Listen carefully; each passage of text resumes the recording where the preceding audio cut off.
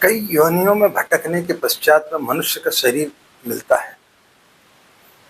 इससे हम अपनी अनंत वासनाओं में जीवन पर्यंत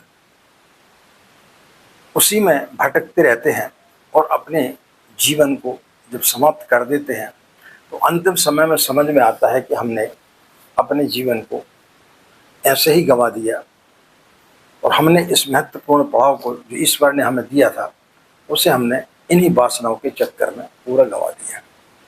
राधे राधे, जय श्री कृष्णा, नमस्कार। मैं आचार्य पंडित गिरीश बारोरिया। सुबह सुबह एक लोमड़ी अपनी गुफा से निकली। सूर्य चढ़ता हुआ था तो जैसे उसने अपनी छाया को देखा तो उसकी छाया बहुत बड़ी उसे दिखाई दी। भोजन की तलाश में निकली थी। सूर्य उगता हुआ था तो निश्चित रूप से उसकी जो छाया है वो काफी बड़ी दिखाई दी। उसके मन में विचार आया कि आज ऊंट से कम तो नाश्ते में कोई चीज चलेगी नहीं, क्योंकि मैं इतनी बड़ी हूं तो ऊंट तो चाहिए ही। ऊंट की तलाश में निकल गई। ऊंट की तलाश करते करते दोपहर हो गई। जब दोपहर हुई उसने नीचे की तरफ देखा तो उसकी छाया सिकुड़ करके छोटी हो गई।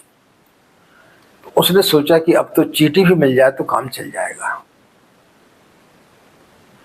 चींटी भी ना मिली और इसी प्रकार दौड़ धूप करते करते उसके प्राण निकल गए। मित्रों, हम भी अपने जीवन में ऐसी वासनाओं के पीछे भागते रहते हैं जो कभी पूरी नहीं हो सकती।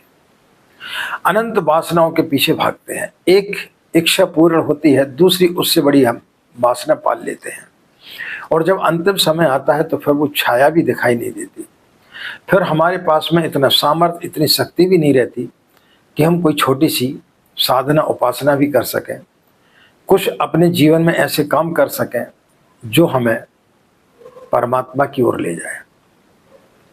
तो जिंदगी भर हम इन्हीं वासनाओं के पीछे, इस प्रकार से कि लोमड़ी ऊंट को खोजने के लिए निकल गई अपनी छाया को देख करके, तो हम भी इसी प्रकार अपनी छाया रूपी वासना को देख करके और ऊंट जैसी चीज को खोजने के लिए निकल पड़ते हैं और जिंदगी भर उसकी तलाश करते रहते हैं और जब अंतिम समय आता है तो हमारी छाया भी हमें दिखाई नहीं पड़ती। तो समय रहते हुए व्यक्ति को ईश्वर का भजन करने चाहिए और गायत्री मंत्र का जाप करना चाहिए, क्योंकि गायत्री मंत्र में ही वो शक्ति है जो व्यक्ति की बुद्धि को, विवेक को जागृत करता है। तो जिस दिन व्यक्ति गायत्री मंत्र की शरण में आ जाता है, माँ गायत्री की गोद में बैठ जाता है, उस दिन उसकी सारी समस्याओं का समाधान हो जाता है और निश्चित रूप से वो मोक्ष का अधिकारी हो जाता है।